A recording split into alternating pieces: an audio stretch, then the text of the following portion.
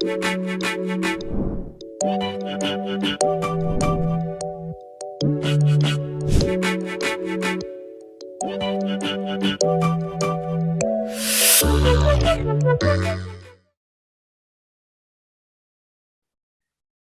Therapy लोगों को चोट से उबरने और बॉडी की मूवमेंट और फिजिकल फंक्शन को डेवलप करने, मेंटेन रखने और रिस्टोर करने में मदद करती है। फिजियोथेरेपी एक क्रॉनिक कंडीशन से निपट सकती है और फ्यूचर इंजरी को भी प्रिवेंट कर सकती है। वर्ल्ड फिजियोथेरेपी डे की शुरुआत 8 सितंबर 1996 को हुई थी। 1951 में स्थापित यह दिन ग्लोबल फिजियोथेरेपी कम्युनिटी की सॉलिडारिटी का प्रतीक है। इस वर्ष की theme long Covid and physiotherapy है। यह थीम लंबे समय तक कोविड के रिहैबिलिटेशन और लॉन्ग कोविड से प्रभावित लोगों के ट्रीटमेंट और मैनेजमेंट में फिजियोथेरेपिस्ट की भूमिका पर फोकस करेगी। मेडी सर्कल में हम वर्ल्ड फिजियोथेरेपी डे सीरीज का आयोजन कर रहे हैं, जिसमें लोगों को फिट और हेल्दी रखने में फिजियोथेरेपी की इंपॉर्टेंस और फिजियोथेरेपिस्ट के बारे में अवेयरनेस बढ़ाने के लिए किया जा रहा है। हेलो, नमस्कार, मैं हूं अपराजिता मेहरा और आज इस पहल में हम बात करने जा रहे हैं डॉक्टर हितेश खुराना जी से। डॉक्टर हितेश खुराना पिछले 15 वर्षों से अपने क्लिनिक खुराना फिजियोथेरेपी क्लिनिक में एज फिजियोथेरेपिस्ट और कायरोप्रैक्टर प्रैक्टिस कर रहे हैं। आपने पिछले 15 वर्षों में लगभग 10,000 से भी ज्यादा केसेस लिए हैं वेरियस एलिमेंट्स के, एंड नाउ आप one of the industry leaders हैं अपनी प्रॉक्सिमिटी में। आपकी एक्सपर्टीज लाई करती है फिजियोथेरेपी की specialities like back, neck and spine, back, shoulder and knee, and also in sports injury cases. आपका हार्दिक स्वागत करते हैं हम मेडी सर्कल में। नमस्कार sir, welcome to Medi Circle. नमस्कार ma'am, thank you so much everyone and every viewers of Medi Circle. Wonderful sir, so आज आप कैसे हैं? I am absolutely fine, मैं बहुत अच्छा हूँ and it's really a great honor and it's a great pleasure for me that आपने मुझे यहाँ invite किया in your this interview and it is actually a very good honor for me and I'm really happy to give my knowledge, give my knowledge, give my experience and share my thoughts with you. So I hope it would be a wonderful time. For both of us, sir. We are also privileged to have you joining with us here at Medi Circle. मेरा पहला प्रश्न आपसे है doctor साहब कि हमें physiotherapy का कुछ आप ओवरव्यू दीजिए। Please explain something about this. So ma'am, अभी जैसे आपने शुरुआत करी मेरे इंट्रोडक्शन में, तो आपने बहुत सी चीजें ऑलरेडी बताई कि फिजियोथेरेपी एक ऐसी ब्रांच ऑफ साइंस है और ऐसी branch of field of working है जिसमें हम मल्टीपल तरीकों से पेशेंट को ठीक करते हैं, चाहे वो उसके एक्टिविटीज ऑफ डेली लिविंग हो, चाहे उसका पेन मैनेजमेंट हो, चाहे वो मतलब कई बार पेशेंट को साइकोलॉजिकल स्ट्रेस होता है, फिजियोलॉजिकल प्रॉब्लम्स होती है एंड हम सारी चीजें without any medicine, without any drugs के थ्रू हम उनको ट्रीट करते हैं। एंड फिजियोथेरेपी एक ऐसी ब्रांच है जिसमें हम मैनुअल टेक्निक्स का यूज करते हैं पेन को कम करने के लिए, फंक्शंस को रीस्टोर करने के लिए, पेशेंट की एक्टिविटी ऑफ डेली लाइफ को रीस्टोर करने के लिए, उसको कंप्लीटली नॉर्मल लाइफस्टाइल में लेके आने के लिए, बिकॉज हमारे पास मल्टीपल तरीके के पेशेंट्स आते हैं। इट्स लाइक अगर पैरालिसिस का कोई पेशेंट है तो वो हमारे पास ऐसी सिचुएशन में आएगा जो अपनी डेली लिविंग जो वो पहले कर रहा था और उस पैरालिसिस के बाद वो उसकी डेली लिविंग वैसी नहीं रहती है। मॉर्निंग में वो ब्रश नहीं कर पाता है, खुद से बात नहीं कर पाता, या खुद से अपना खाना नहीं खा पाता, या चल नहीं पाता, या बहुत से ऐसे फंक्शंस हैं वो डिपेंडेंट हो जाता है किसी पे। तो हमारी फील्ड उसको उस फंक्शंस में लेके आने में हेल्प करती है, उनकी मूवमेंट्स को रिस्टोर करने में हेल्प करती है, and then at the same time जो उसके अंदर साइकोलॉजिकल और फिजियोलॉजिकली उसका जो मेंटल लेवल है उसको बूस्ट करती है, उसको और एनकरेज करती है, बिकॉज जैसे जैसे वो नॉर्मल होता जाएगा और अपनी नॉर्मल लाइफस्टाइल में आता जाएगा तो वो साइकोलॉजिकली बूस्ट करता जाएगा जी। तो इस तरीके से फिजियोथेरेपी को एक हीलिंग हैंड्स का नाम भी दिया जाता है, क्योंकि फिजियोथेरेपिस्ट अपने हाथों का इस्तेमाल करके और अपनी कुछ स्पेशल टेक्निक्स का यूज करके वो अपने पेशेंट को ठीक करता है। राइट। तो और इसमें हाँ, यस, एंड इसमें हम लोग कुछ मशीन्स का भी डेफिनेटली यूज करते हैं, और मेनली हम लोग ये चाहते हैं कि पेशेंट बिना मेडिसिन के, एक्सरसाइज के थ्रू और करेक्शन मेथड्स के थ्रू अपने आप को नॉर्मल लेके आए। अब हमारे पास बहुत अलग अलग टाइप के पेशेंट्स आते हैं, चाहे वो पेन हो गया, या पॉस्चरल प्रॉब्लम्स हो गई, या फिर बायोमैकेनिकली चेंजेस आ गए। जैसे बायोमैकेनिकल चेंजेस का मतलब है उसकी बॉडी में एक कंधा ऊपर है, एक कंधा नीचे है, तो यानी कि उसका बायोमैकेनिकली जो पॉस्चर है वो करेक्ट नहीं है। तो बेसिकली हमें उसको ठीक करना है, उसको नॉर्मल लाइफस्टाइल में लेके आना है। तो हम इस तरीके के टेक टूल्स यूज करते हैं। सबसे पहला हमारा टूल होता है पेशेंट का असेसमेंट करना। पेशेंट को उस तरीके से प्रॉपरली असेस किया जाता है, प्रॉपरली ऊपर से नीचे तक हम उसके पॉस्चर्स को चेक करते हैं, उसको पैल्पेट करते हैं, उसकी पेन के टेंडरनेस को चेक करते हैं, देन हम अपना एक ओवरव्यू ट्रीटमेंट डिजाइन करते हैं, एंड देन हम उसको अलग अलग methods of treatment, series of treatment से, ग्रेजुअल ट्रीटमेंट होता है ये, मतलब इट्स नॉट लाइक कि जो आज ट्रीटमेंट हुआ वही कल होगा, या जो कल हुआ वही रोज होगा। आज आपने एक एविडेंस दिया तो हमने उसके अकॉर्डिंग उसको ट्रीट किया, देन नेक्स्ट डे वही एविडेंस चेंज हो गया, पेशेंट ने कुछ और कंप्लेन किया या कहीं पे इंप्रूवमेंट शो किया, तो ट्रीटमेंट मॉडिफाई कर दिया। तो it is something which is highly skilled job in which lot of creativity is involved at the same time of the therapist, and also a lot of new things to be added in gradual treatment process, and बहुत advancement हो गई है, मैं ये कहूंगा इस field के अंदर पिछले करीब 5 से 8 साल के अंदर। लॉट ऑफ नई नई टेक्नोलॉजीज, नई नई टेक्निक्स इंटरवेंशन हो गई हैं। और इंडिया, मैं बोलूंगा इंडिया में जो फिजियोथेरेपिस्ट हैं और जो हमारी ब्रांच है वो बहुत फास्टली, बहुत अच्छे से मूव, मतलब ग्रो कर रही है, नॉट ओनली रेवेन्यू बेसिस पे बट नॉलेज बेसिस पे। लाइक एक टाइम हुआ करता था जब हमारी क्रिकेट टीम में फॉरनर फिजियोथेरेपिस्ट सेलेक्ट होते थे, बट आज की डेट में अगर आप देखेंगे आईपीएल में मैक्सिमम फिजियोथेरेपिस्ट इंडियन है, मतलब हर टीम का इंडियन फिजियोथेरेपिस्ट है। और इवन जितने भी टीम्स हैं, हॉकी टीम्स है या बैडमिंटन की टीम, सबने इंडियन भी, अभी आप देखें ओलंपिक्स में हमारे जितने सारे जो प्लेयर्स गोल्ड मेडल लेके आए हैं, तो हर टीम के साथ एक फिजियोथेरेपिस्ट अटैच था। तो एक फिजियोथेरेपिस्ट का खाली रोल इतना सीमित नहीं हो जाता कि वो पेशेंट के दर्द के साथ जुड़ा होता है, बल्कि मैं तो ये कहूंगा कि वो एक दोस्त बन जाता है आपका, वो एक फैमिली का पार्ट बन जाता है आपका, क्योंकि फिजियोथेरेपिस्ट बहुत टाइम स्पेंड करता है अपने पेशेंट के साथ। वो रोज या फिर कहीं कहीं टाइम तक एक एक घंटा उसके साथ टाइम स्पेंड करता है ट्रीटमेंट में, तो एक बहुत अच्छा रिलेशन एंड बॉन्डिंग भी क्रिएट करता है वो अपने पेशेंट के साथ। जी बिल्कुल। तो कहने का मतलब ये है कि it is a field in which patient को मल्टीपल तरीके से हम लोग ठीक करते हैं, अलग अलग टूल्स के थ्रू, अलग अलग टेक्निक्स के थ्रू, एक्सरसाइजेस का ज्यादा रोल रहता है, एंड हम लोग चाहते हैं कि पेशेंट को ज्यादा मेडिकेशंस, या फिर अगर वो ले रहा है तो धीरे धीरे मेडिकेशंस कम हो जाएं, और जी पेशेंट अपने आप ही रीस्टोर करे अपनी प्रॉब्लम को, और वो खुद से ही ठीक करे अपने एक्सरसाइज से और अपनी लाइफस्टाइल की मॉडिफिकेशन से। लाइफस्टाइल मॉडिफिकेशन का भी हम प्रॉपर पेशेंट को गाइडेंस देते हैं कि अगर आप बहुत ज्यादा एक्सरसाइज कर, मतलब सिटिंग कर रहे हैं, तो आपको कैसे मॉडिफाई करना है, और अगर आप गलत एक्सरसाइज कर रहे हैं तो कैसे मॉडिफाई करना है। तो डूज एंड डोंट्स हम एक्सप्लेन करते हैं पेशेंट को। जी जब पेशेंट आता है तो वो हमें अपनी हिस्ट्री बताता है कि मैं जिम में ऐसे वर्कआउट करता हूँ, तो हम बताएंगे अभी आपको ये रुकना है, या मैं ऐसे रनिंग कर रहा हूँ, या मैं ये स्पोर्ट्स खेल रहा हूँ, तो मैं अभी करूँ या नहीं। तो हम उसको प्रॉपरली एक्सप्लेन करते हैं कि आपको यहाँ पेन हो रहा है, तो अभी आपको ये एक्टिविटी नहीं करनी है। तो it's like explaining smallest to right. smallest part to the lifestyle of the patient, depending on his work, depending on his sports, depending on his interest, depending on his work life or occupation।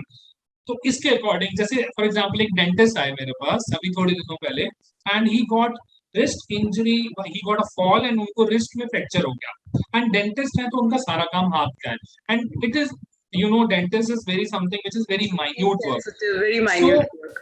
Right. या so he was like, doctor साहब मुझे जल्दी ठीक कर दीजिए ताकि मैं अपना काम शुरू कर सकूं। तो we also like given our best कि उनको जल्दी से जल्दी उनके movements restore करे, strength restore करी, so that कि वो now he is absolutely fine, so he is working with all his patients and nicely doing. Similarly अगर कोई paralysis का patient आता है तो हम लोग जल्दी से जल्दी चाहते हैं कि उसको एम्बुलेट करें, यानी कि चलाएं, क्योंकि पेशेंट चलेगा तो उसका कॉन्फिडेंस बढ़ेगा तो वो और ठीक होगा, उसकी साइकोलॉजिकली उसमें एक बूस्ट मिलेगा।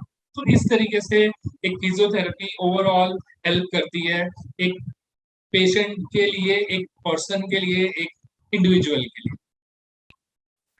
जी, और मेरा बिल्कुल आपने जैसे इतने कमाल के एग्जाम्पल्स जो भी लिए हैं डॉक्टर साहब, मेरा प्रश्न भी अगला ऐसा ही था कि ऐसे कौन से कोई स्पेसिफिक एरियाज और कंडीशंस हैं जहां फिजियोथेरेपी एक्सीलेंट काम करती है, मतलब कुछ ऐसा कॉम्बिनेशन जहां पे सिर्फ फिजियोथेरेपी ही काम कर सकती है, और इसमें से मेरे ख्याल से कुछ एग्जाम्पल तो आपने ऑलरेडी लिए भी जैसे भी, तो प्लीज इसके बारे में थोड़ा सा बताएं। श्योर श्योर मैम, देखिए मैम, जो मैंने बताया और जो मैं अब बताने वाला हूँ उसमें भी बहुत डिफरेंस है।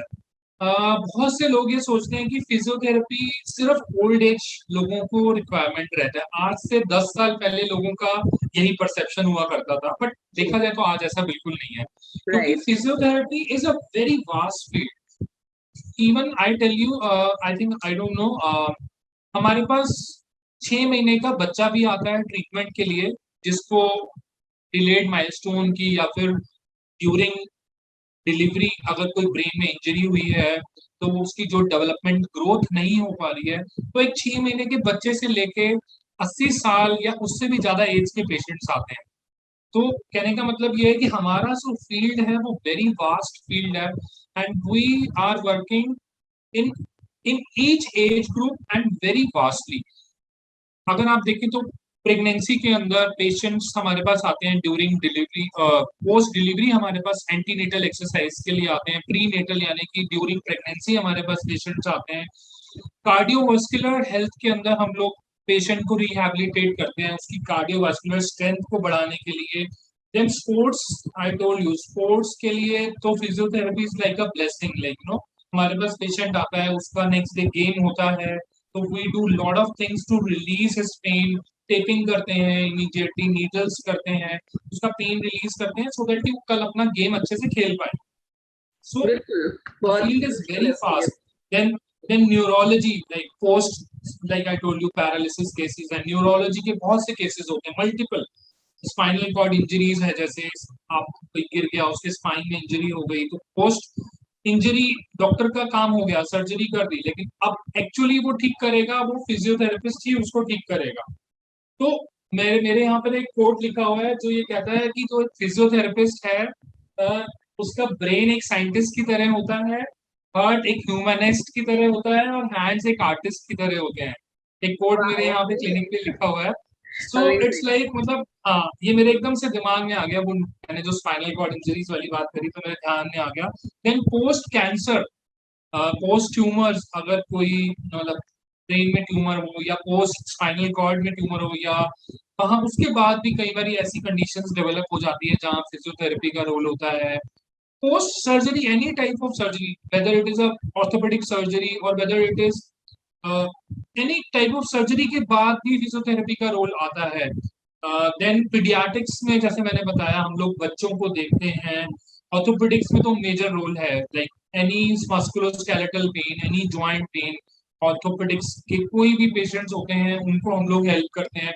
नी रिप्लेसमेंट्स होती हैं उसके बाद फिजियोथेरेपी का रोल आता है, हिप रिप्लेसमेंट्स के बाद फिजियोथेरेपी का रोल आता है, शोल्डर सर्जरीज है। कॉमन कॉमन पेशेंट्स या कॉमन लोगों की अगर हम बात करते हैं तो मैक्सिमम लोग ऑर्थोपेडिक्स के साथ ही फिजियोथेरेपी को जोड़ते हैं। एग्जैक्टली ये आपने एग्जैक्टली, रेंज अगर देखा बताई जाए है, तो यस, मोन, हाँ जो कि यस, आप 6 महीने के बच्चे से लेकर के किसी भी उम्र के जो व्यक्तियों पे आप ट्रीटमेंट कर रहे हैं, ये थोड़ा हमारे ऑडियंस के लिए जानकारी की चीज है कि इट्स नॉट नेसेसरली कि सिर्फ बूढ़े लोग जाएंगे या ऑर्थोपेडिक इश्यूज ही एग्जैक्टली, जाएंगे कि हड्डी टूटी राइट है राइट, तो आप फिजियोथेरेपिस्ट को ढूंढ रहे हैं। तो इसके यस अलावा भी देखिए आपने आज कितनी सारी चीजें बताई। Yes yes yes. And ma'am मैं ये भी बोलना चाहूंगा कि फिजियोथेरेपिस्ट का जो एक प्रोफेशन होता है, it is like very very innovative, very creative. मतलब जैसे मैंने बताया कि उसका हार्ट एक ह्यूमनिस्ट होता है और हाथ उसके आर्टिस्ट की तरह होते हैं, it's a very innovative job. मतलब because you know there is many muscles, so every muscle की knowledge होना, bones की knowledge, then उसकी articulation, joint के articulation का knowledge होना, तो इसको understand करना, it is a very creativity चाहिए इसके लिए। यू नो बिल्कुल। फिजियोथेरेपिस्ट को बहुत इंटरेस्ट होता है अपनी फील्ड में, उसे बहुत खुशी होती है अपने पेशेंट्स जब उसके ठीक होते हैं। And trust me, in my life तो मेरे साथ तो ऐसा होता है कि अगर कोई मेरा पेशेंट ठीक नहीं हो रहा होता तो मुझे रात को नींद नहीं आती है, और मैं सोचता रहता हूँ कि कल ऐसा क्या चेंज करूं कि वो उसको आराम हो जाए, मतलब ठीक हो वाओ! जाए वो। तो मुझे तो लगता है कि हमारी इस थीम के चलते आज फिजियोथेरेपिस्ट को एक नई लाइट में लोग देख रहे हैं और एक उनका नया रूप देख रहे हैं कि जो बॉन्डिंग वो डेवलप करते हैं, उनसे आप डॉक्टर की भी नींदें उड़ती हैं, तो ये बहुत ही आपने इनक्रेडिबल चीज़ बताई है। अच्छा डॉक्टर साहब, मेरा अगला प्रश्न आपसे बहुत जल्दी मैं पूछना चाहती हूँ कि ये बताइए, आपने इतनी सारी अच्छी-अच्छी बातें बताई हैं, लेकिन बहुत से लोगों को ये डाउट और ये भय रहता है कि क्या फिजियोथेरेपी पेनफुल होती है? मैम बिल्कुल भी नहीं है ऐसा, बिल्कुल भी कहीं भी, मतलब ये नहीं है कि फिजियोथेरेपी पेनफुल होती है, ये एक मिथ है मैं बोलूंगा। बहुत से कुछ, सिंपली अगर हम बात करें, 1% केसेस ऐसे होते हैं या 2% केसेस ऐसे होते हैं जिसमें हमें पेन के साथ ही ट्रीट करना पड़ता है, पेन यानी कि हमें पेन दे के ट्रीट करना पड़ता है। फॉर एग्जाम्पल, अगर किसी का कंधा जाम है यानी कि फ्रोजन शोल्डर है, और हमें कंधा जाम मीन्स उसकी कंधा पूरा ऊपर नहीं जा रहा है, तो हमें उसको रेंज में, जब हम खोलते हैं कैप्सूल को, हम स्ट्रेच करते हैं जॉइंट को, जब हम एक्सरसाइज के थ्रू हम लोग स्ट्रेचिंग करा के उसकी रेंज बढ़ाने की कोशिश करते हैं, तो it is sometimes slightly painful. But हम लोग जैसे ही एक पेन लेवल पे बैरियर पे आ जाते हैं, हम लोग उसको रोक देते हैं। ये नहीं है कि पेशेंट बियर नहीं कर रहा और हम पेन करे जा रहे हैं, ऐसा नहीं होता है। तो it is always in the limit of pain. Physiotherapy is never painful, बल्कि पेन में आराम देती है वो। ये जी। एक मिथ है, बहुत लोगों को लगता है, या फिर कह लीजिए बहुत पहले वाले टाइम में जो टेक्निक्स यूज करी जाती थी उस टाइम पे शायद वो पेनफुल होती थी, बट आज की डेट में ऐसा नहीं है। डॉक्टर साहब, हाँ, या फिर मुझे ऐसा लगता है इसका जवाब ये रहता है कि ज़्यादातर लोग जाते ही फिज़ियोथेरेपिस्ट के पास तब है जब वो बहुत पेन में होते हैं, ऑफ कोर्स, है ना? ऑफ तो मुझे कोर्स लगता मैम, है ये थोड़ा साइकोलॉजिकल भ्रम हो रहा है उन्हें कि फिज़ियोथेरेपी एग्जैक्टली। से पेन हो रही है, बल्कि वो पेन में है तो फिज़ियोथेरेपिस्ट को जाके मिल रहे हैं, इसलिए उन्हें ऐसा लगता है कि वहाँ दर्द हो रहा है। जबकि धीरे-धीरे हाँ, आप उस पेन को एलिवेट करते हैं, उसको रिड्यूस करते हैं एंड दे गेट इस बेटर। हाँ, जी। इसमें एक चीज और ऐड करना चाहूंगा मैम। कई बार ऐसा होता है कि कभी कभी पेशेंट जब हमारे पास फर्स्ट डे आता है और हम उसकी बॉडी में कुछ वर्किंग करते हैं, कुछ ट्रीटमेंट्स देते हैं, तो डेफिनेटली ब्रेन रिएक्ट करता है इन टर्म्स ऑफ पेन। तो कभी कभी 10% केसेस में वो पेन थोड़ा सा बढ़ जाता है, वो भी सिर्फ इसलिए क्योंकि हमने एग्जैक्टली पेन वाले एरिया पे कुछ वर्किंग करी है, तो वो पेन जो है कई बार थोड़ा सा बढ़ जाता है। बट 90% केसेस में वो पेन नेक्स्ट डे सबसाइड होता है, एलिविएट ही होता है, कम ही होता है। तो एक्चुअली पेन सिर्फ तब होगा जब हम जॉइंट को थोड़ा खोल रहे हैं, तो वो थोड़ा सा पेनफुल होगा। अगर हम उसके बैरियर्स को ओपन कर रहे हैं, जॉइंट अगर नी जॉइंट है जैसे, या फिर पोस्ट फ्रैक्चर स्टिफनेस है कहीं पे, उसमें अगर हम वर्किंग कर रहे हैं तो शायद वो थोड़ा सा पेनफुल होता है। अदरवाइज ऐसा बिल्कुल भी नहीं है, क्योंकि पेशेंट तो हमारे पास पेन ठीक करने आता है, पेन लेने के लिए नहीं आता। जी, तो ये बिल्कुल। कहीं से भी अप्रोप्रिएट नहीं है कि पेन होता है फिजियोथेरेपी में। So I am it is sure not. इससे हमारे सारे ऑडियंस का ये भय और संकोच बिल्कुल दूर हो गया है and I must advice them now कि अगर आपको ऐसी कोई भी कंडीशन है जिसमें आपको फिजियोथेरेपी को सीख करने के लिए आपको आपके डॉक्टर ने, जनरल फिजिशियन ने या किसी भी स्पेशलिस्ट ने अगर आपको रिकमेंड किया है, तो प्लीज गो अहेड, बिना डरे जाएं आप। और इतनी अच्छे डॉक्टर, इतने मुस्कुराते हंसमुख चेहरे वाले डॉक्टर आपके पास जब मिल जाते हैं, तो आई एम श्योर आपकी आधी बीमारी यूं ही ठीक हो जाएगी। मेरा अंतिम प्रश्न तक हम पहुंच गए डॉक्टर साहब, and my last question to you doctor Hitesh is that long covid की मैंने शुरुआत में कुछ बात की थी और हमारा थीम भी इस वर्ष का यही है, तो लॉन्ग कोविड में फिजियोथेरेपी का एक्चुअली क्या रोल है, इस पे थोड़ा प्रकाश डालें आप। Sure, ma'am. Sure, ma'am. Ma'am, I tell you, this COVID thing started in 2019 में स्टार्ट हुआ था, एंड 2020 में मार्च के बाद जैसे लॉकडाउन भी स्टार्ट हो गया था, जो केसेस आने शुरू हो गए थे, सिंस दैट टाइम फिजियोथेरेपी को लोगों ने समझा एंड कोविड का क्या फिजियोथेरेपी का क्या रोल है उसको अंडरस्टैंड किया। तो मैं इसमें थोड़ा सा, जैसे कि आपने क्वेश्चन किया, तो I will put some light on it and I will give your answer in this. Physiotherapy से पोस्ट कोविड रिहैबिलिटेशन में बहुत ज्यादा मदद मिली। बहुत से ऐसे पेशेंट्स थे जिनका, जैसे आपने देखा, सैचुरेशन ड्रॉप कर रहा था जी। और उनको ब्रीदिंग इश्यूज आ रहे थे हम्म। एंड और भी मल्टीपल, उनका जो कार्डियोवैस्कुलर पंपिंग था वो वीक हो रहा था। इन सब चीजों में फिजियोथेरेपी से बहुत ज्यादा आराम किया। फिजियोथेरेपी की कुछ टेक्निक्स यूज करी गई, जैसे कि परकशन है, वाइब्रेशन है, बीटिंग है, पॉन्डिंग, ये कुछ टेक्निक्स यूज करके चेस्ट, यानी कि चेस्ट फिजियोथेरेपी, हम्म। चेस्ट फिजियोथेरेपी में जो कि कुछ टेक्निक्स को यूज करके यहाँ पे जो बलगम जमा होता है, म्यूकस जमा होता है, उसको लूज करा जाता है। एंड देन कुछ पॉस्चर्स, यानी कि पॉस्चरल ड्रेनेज, कुछ पॉस्चर्स में लाके पेशेंट को कफिंग कराई जाती है, जैसे कि साइड लाइन में लेटा दिया, प्रोनिंग आपने सुना होगा, प्रोन करके पेशेंट को लेटा दिया, उल्टा लेटा दिया, यानी कि पेट के बल, और फिर उस पर कुछ टेक्निक्स किया, वाइब्रेशन वगैरह। तो जो म्यूकस था उसको लूज करा और उसे कफिंग, यानी कि खांसी करा के वो म्यूकस बाहर निकाला गया। तो उससे क्या हुआ, उसकी जो ब्रीदिंग स्पेस मिला उसको, उसके एल्वियोलाइज ओपन हुए, वहां उसको एयर स्पेस मिला, उसका ब्रीदिंग पैटर्न इंप्रूव हुआ। तो फिजियोथेरेपी से उसको धीरे धीरे ब्रीदिंग इजी होने लगी, उसकी कंफर्टनेस आने लगा उसको। कुछ ही दिनों में पेशेंट ने बहुत अच्छा रिस्पॉन्ड देना शुरू कर दिया, और इनफैक्ट कई बारी तो उनके एंटीबायोटिक्स की डोज कम हो गई, स्टेरॉइड्स की डोज कम हो गई, क्योंकि उनका म्यूकस एकदम से बाहर आ गया। वाओ। सो इट्स, हाँ, यस मैम। एंड इवन कई बार तो कुछ पेशेंट्स ऐसे थे जो बहुत क्रिटिकल थे, उस केसेस में भी फिजियोथेरेपी की हेल्प से वो आउट ऑफ क्रिटिकल जोन में आए एंड देन फुली रिकवर कर गए, ऑल्दो दे टुक टाइम, उनको टाइम लगा।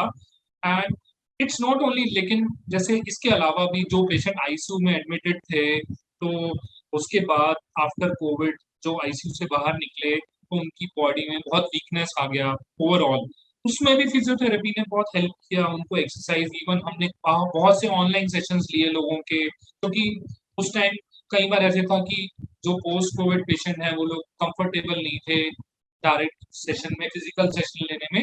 ऑनलाइन सेशंस लिए हमने उनके, उन्हीं उनको हमने घर पे बैठे बैठे हमने ऑनलाइन ऑन कैमरा एक्सरसाइजेस कराई, देन उनका रिहैबिलिटेट किया, उनको एक्सरसाइज से उनके अंदर स्ट्रेंथ हमने डेवलप कराई, देन हमने उनको ब्रीदिंग एक्सरसाइजेस के थ्रू उनकी कैपेसिटी बढ़ाने की कोशिश करी।